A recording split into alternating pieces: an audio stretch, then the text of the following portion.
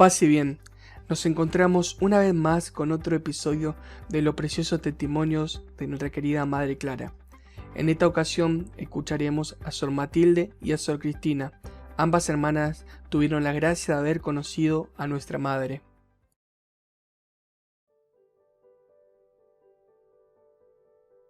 Sor Matilde.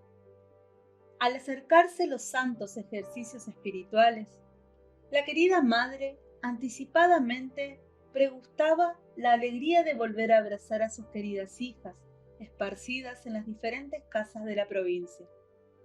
Hablaba y ya pensaba en lo que podrían necesitar.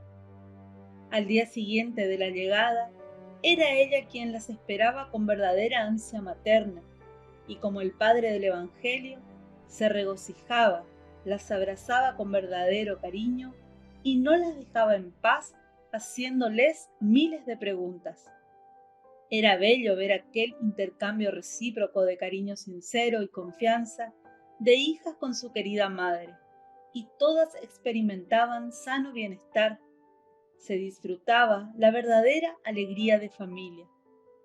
Terminada esta efusión de cariño recíproco y santo y de simplicidad franciscana, se entraba de santo retiro, y entonces la querida madre quería y exigía el más perfecto silencio, porque decía: es en el silencio que se escucha la voz de Dios nuestro esposo, es en el retiro bien hecho que nosotras veremos los caminos torcidos que enderezar, las virtudes que practicar.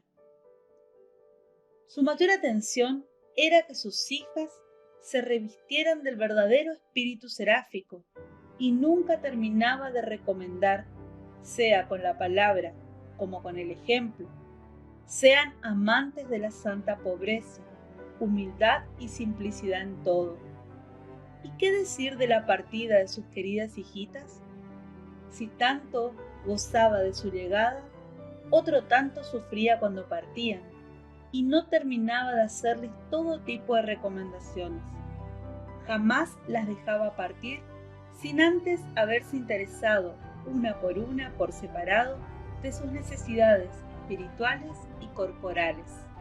De la partida de sus queridas hijitas, si tanto gozaba de su llegada, otro tanto sufría cuando partían, y no terminaba de hacerles todo tipo de recomendaciones.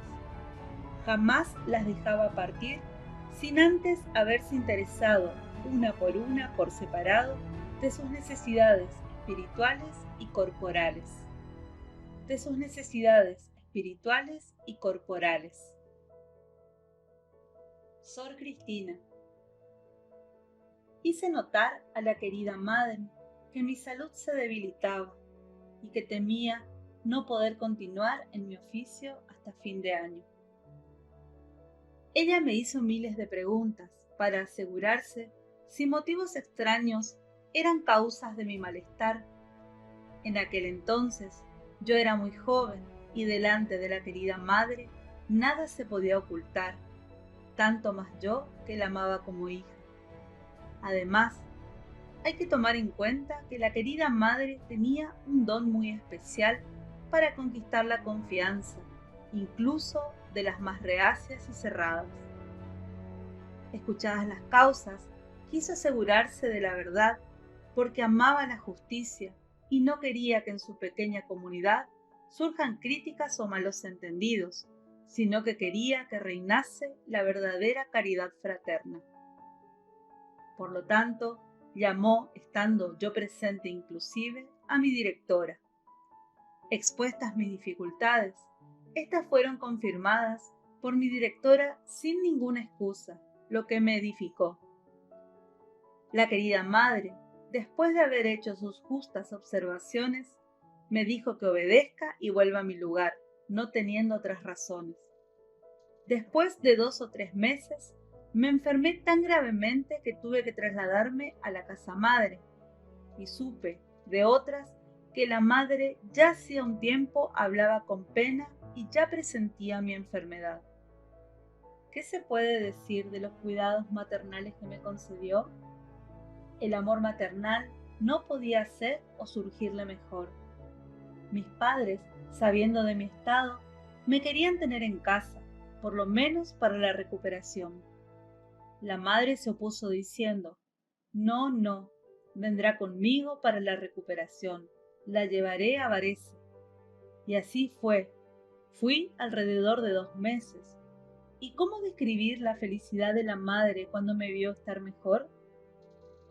La querida y buena madre, para el bien de sus hijas, no se limitaba y no miraba ni gastos ni sacrificios, porque decía: si están bien, pueden trabajar con más provecho para el Señor.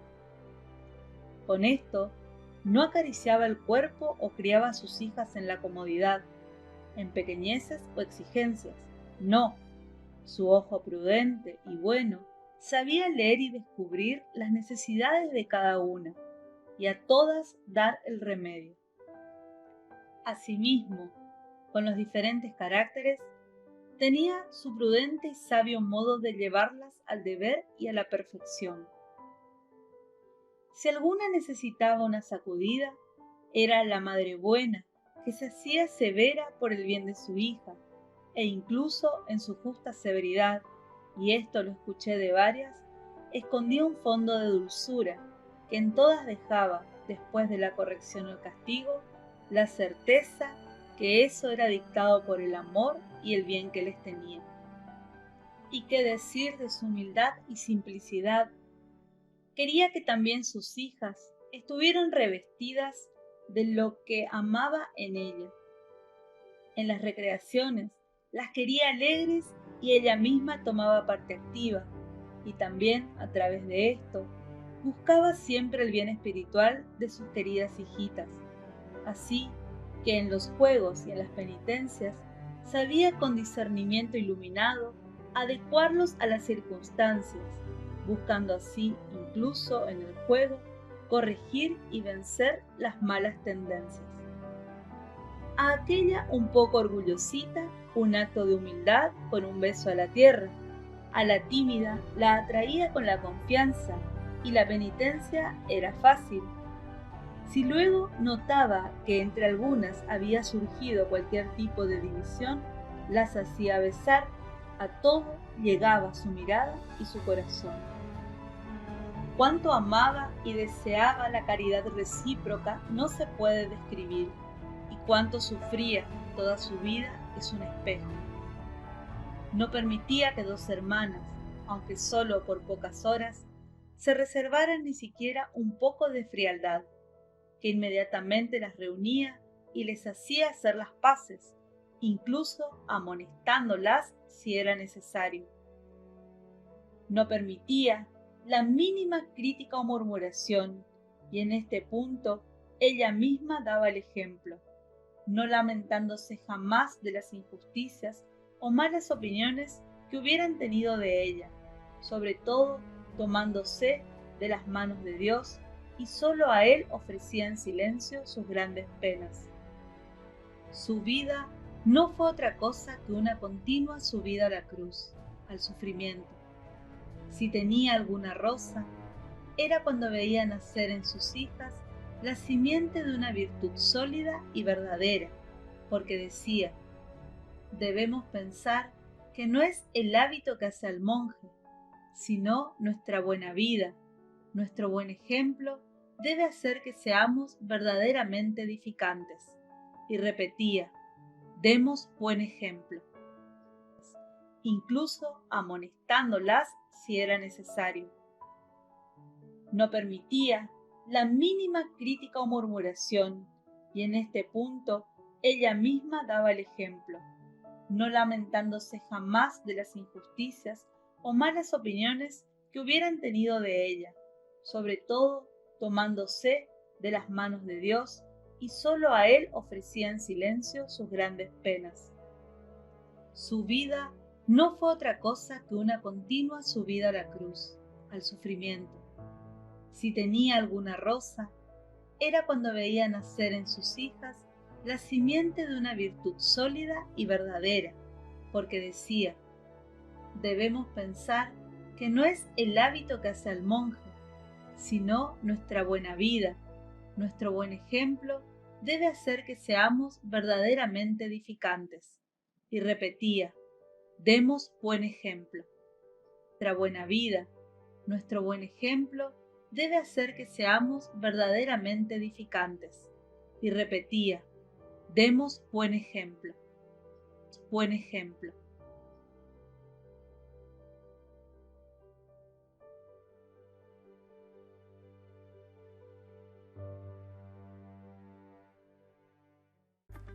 Humildad, simplicidad, carisma fraterna, algunas de las virtudes que nos dejan estos bellísimos testimonios.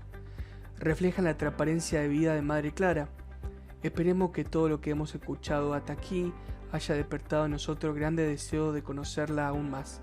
Es por eso que nos despedimos hasta otra oportunidad.